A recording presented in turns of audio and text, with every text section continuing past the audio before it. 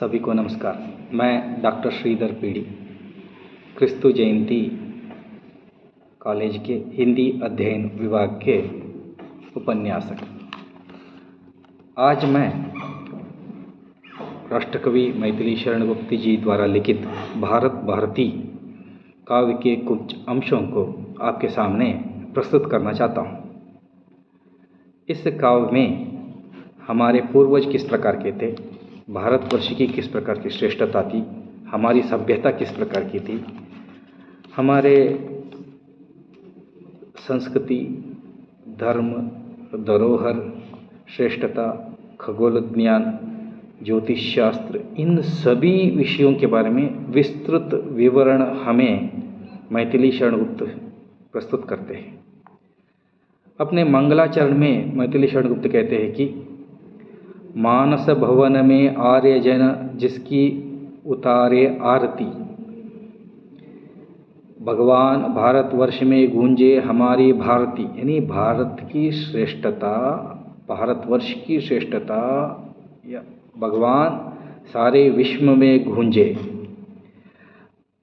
और अपने प्रिय भगवान सीतापते यानी राम को नमस्कार करते हुए वस्तु निर्देशनात्मक मंगलाचरण द्वारा कहते हैं। इस काव्य के मूल उद्देश्य को समझाते हुए वो कहते हैं कि हम कौन थे, क्या हो गए हैं, हमारी स्थिति अब पाश्चात्यीकरण के कारण क्या हो गया है और क्या होंगे अभी। इसी प्रकार इसी रास्ते पर चलते रहेंगे तो आगे हमारा क्या होगा। आओ सब लोग मिलकर विचारें और ये हमारे सामने प्रस्तुत सारी समस्याएं हैं, उन सब को हम लोग दूर भगाए या उनके प्रति थोड़ा सा ध्यान दे। हम कहाँ गलत जा रहे हैं, हमारी रास्ता किस प्रकार की थी, हमें कहाँ जाना है, इसके बारे में वो इस पंक्ति में अपना जो पुराना इतिहास है कहते हैं कि यद्यपि हमें इतिहास अपना प्राप्त पूरा है नहीं, हमारा पूरा इतिहास प्राप्त नहीं है, क्योंकि 5000 साल से भी ज़्यादा पुराना इतिहास हमारे सम्मुख प्रस्तुत है, मगर फिर भी हम लोगों को कुछ भी पता नहीं है। इन सभी विचारों के बारे में हम थोड़ा सा विचार करें, फिर विचार करने के बाद हम लोगों को ये जो सही मायने में हम कौन थे और हम क्या हो गए हैं, आगे हमारा लक्ष्य क्या है, हम लोग को किस प्रकार रहना है, इन सब के बारे में यहाँ जानकारी दी गई है। और यहाँ काव्य को अलग अलग खंडों में हम लोग देख सकते हैं। इस काव्य में वो कहते हैं कि हमारे पूर्वज अत्यंत श्रेष्ठ थे। कहते हैं उनका ज्ञान, उनका समझ जिसकी तुलना हम किसी के साथ नहीं कर सकते। देखिए, वो सारे अलौकिक दर्शन, शांति, धर्म और वीरता, सेवा, इन सब में श्रेष्ठ थे। और वो पाप कार्य की ओर देखते भी नहीं थे। कहते हैं लगते न अग की ओर तेवे, अग का मतलब है पाप, पाप की ओर देखते भी नहीं थे और वो पाप भी उनकी ओर नहीं देखता था। इस प्रकार श्रेष्ठ जीवन यापन करते थे और दूसरों के लिए आदर्श रूपी थे। और उनका कर्म इतना अच्छा था कि उनके कर्म के कारण वो अपनी प्रसिद्धि पाते थे और किसी इच्छा या आशा को रखकर कोई काम नहीं करते थे। और जैसे कि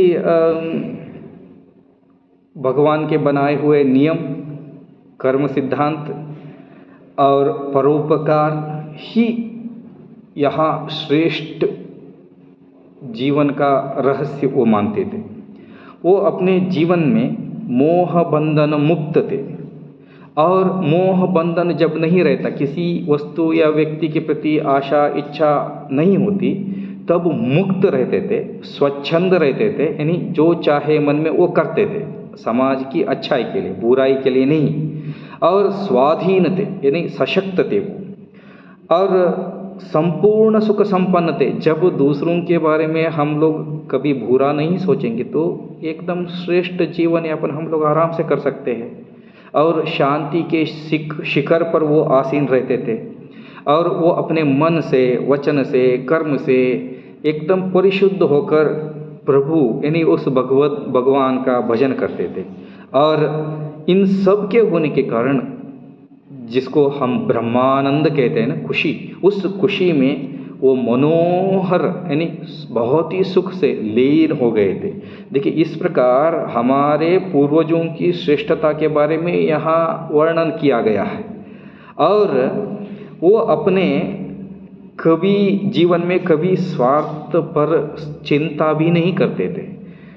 और आगे भारत, ये इस प्रकार रहने वाले जो व्यक्ति यानी लोग, यानी यहाँ के गुरु, यहाँ के प्रजा, यहाँ के राजा, यहाँ के जो सारे लोग रहते हैं, वो उस प्रकार का देश किस प्रकार था, यानी जी इस प्रकार के लोग जो कर्म सिद्धांत के अनुसार जीने वाले, निस्वार्थ होकर जीने वाले लोग का जो देश है वो भारतवर्ष है, उसकी श्रेष्ठता किस प्रकार है इसके बारे में यहाँ वर्णन किया गया। कहते हैं भूलोक का गौरव, भूलोक इस पृथ्वी में श्रेष्ठ गौरव, भूलोक का गौरव है।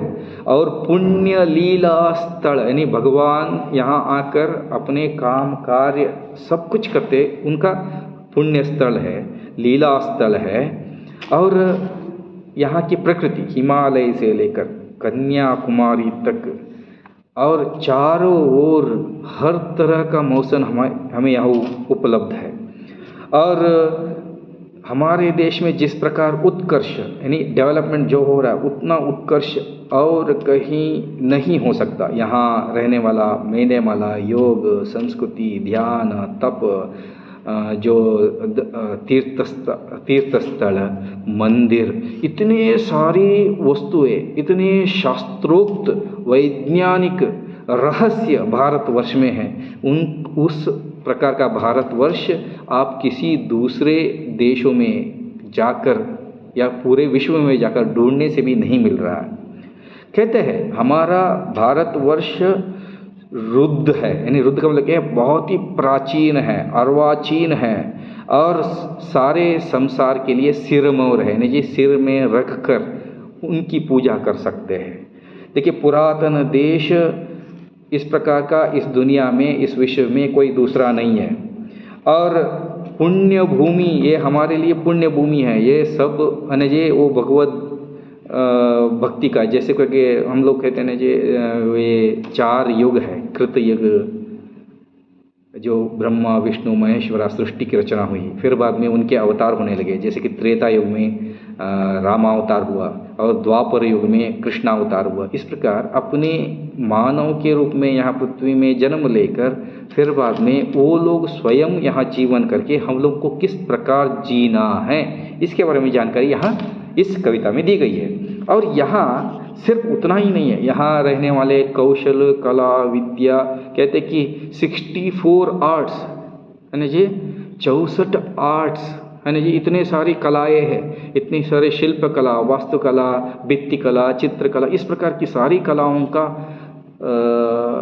देखिए यहाँ जन्म हुआ, फिर बाद में उनके प्रति उनकी उन्नति हुई, फिर बाद में आगे बहुत कुछ जानकारी हम लोगों को प्राप्त हो रहा है। फिर बाद में हमारी सभ्यता किस प्रकार की, इतने सब कुछ होने के बाद भी, जैसे कि एक तरफ प्रकृति है, दूसरी तरफ हमारी संस्कृति है, तीसरी तरफ हमारे वेद उपनिषद है, रामायण और महाभारत है, उनके साथ यहाँ रहने वाले लोगों की भावनाएं, यहाँ रहने वाले लोगों की जिस प्रकार की यानी जी संबंध किस प्रकार के थे, उनकी सभ्यता यानी जी कैरेक्टर किस प्रकार का था, इसके बारे में जानकारी यहाँ मिल रही है। जैसे कि हमारे पुराने फिल्मी गानों में भी हमें मिल जाता है, सजन रे झूठ मत बोलो, खुदा के पास जाना है, न हाथी है न घोड़ा है, वहाँ पैदल ही जाना है, यहाँ के महल जो बारे यही रह जाएंगे प्यारे, पकड़ किस बात की न्यारे, लड़कपन खेल में खोया, जवानी नींद पर सोया, बुढ़ापा देख कर रोया। इस प्रकार की सारी बातें, इस प्रकार के सारे जीवन के रहस्य, हमें किस प्रकार दूसरों के लिए जीना है,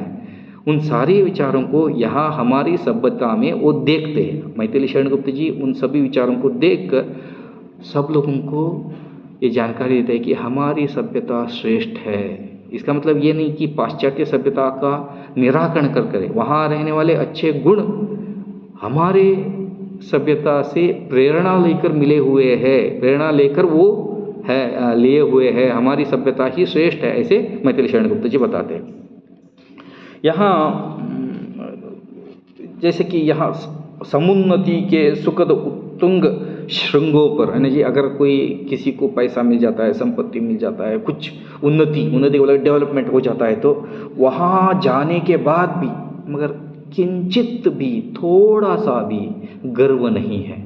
जितना उनके पास पैसा, संपत्ति, धन वगैरह होता है ना, उतनी ही वो विनीत हो जाता है। भारतीय संस्कृति में वो विनीत हो जाता है। और भारतीय संस्कृति और सभ्यता का एक और चित्र ये है कि वो पुनर्जन्म में आस्था रखता है। अगर हम बुरा कार्य करेंगे तो हम लोगों की स्थिति बुरी होगी।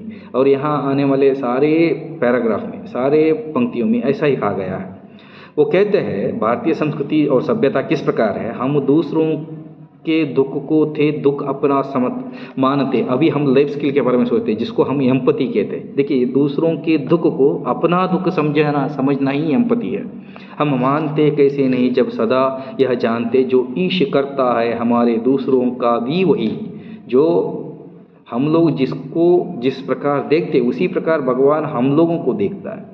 ईश करता है ना, क्रिएटर मतलब कि वो सृष्टि करता है। जिस प्रकार हम दूसरों को देखते उसी प्रकार हम लोगों को वो भगवान भी देखता है। और कर्म जिस प्रकार का हम करते, जैसी करनी वैसी बढ़नी, हमारा भी जीवन उसी प्रकार का होता है। और कहते हैं आगे, अपने लिए भी आज हम क्यों जी न सकते हो यहाँ, पर दूसरों के लिए ही जीते जहाँ थे हम जहाँ। पहले जो पूर्वज जो है दूसरों के लिए ही जीते थे। हम लोग अपने लिए जीना बहुत कम जीते थे बहुत।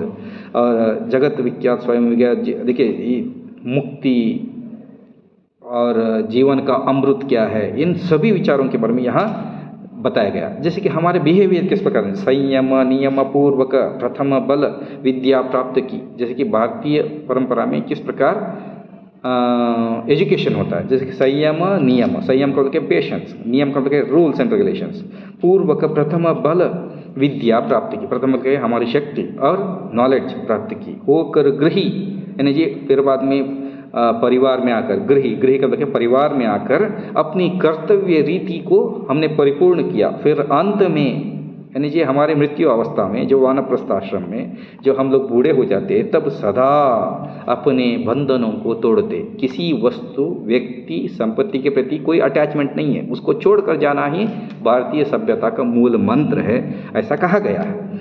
और यही हमारा आदर्श जीवन है, ऐसे इस भारत भारती कविता में कहा गया है।